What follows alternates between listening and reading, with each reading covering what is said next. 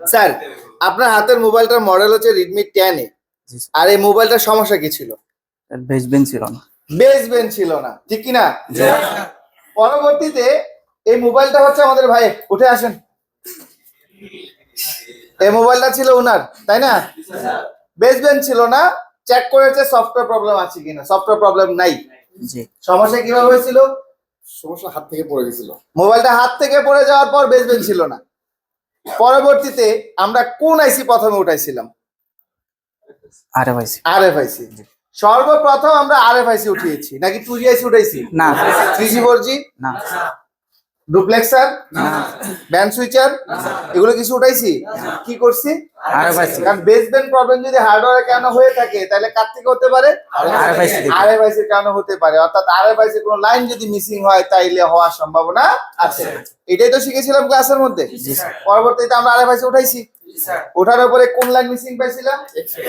100 line missing পাইছিলাম। কোত্থেকে আসছে লাইনটা? পাওয়ার আইসি থেকে। জি স্যার। পরবর্তীতে আমরা কি করলাম? পাওয়ার আইসি উঠালাম। পাওয়ার আইসি উঠানোর পরে দেখলাম যে পাওয়ার আইসি নিচ থেকে লাইন একটা মিস। জি, লাইন মিস।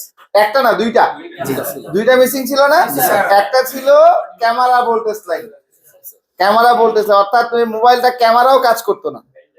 দ্বিতীয়ত 100 লাইন মিসিং। পরবর্তীতে আমরা লাইনগুলো বানিয়ে দিলাম, পাওয়ার আইসি লাগালাম, আরএফআইসি লাগালাম। এখন ঠিক আছে? জি স্যার। কি কি শিখতে পারলেন এই মোবাইলটার এই আজকের ক্লাসটার মধ্যে? যদি কোনো মোবাইলের নেটওয়ার্ক সমস্যা আসে তাহলে আমরা স্টেপ বাই স্টেপ কাজ করতে পারবো? জি স্যার। শিওর? জি স্যার। শিওর? জি স্যার। আপা উঠে আসেন, আসেন আসেন।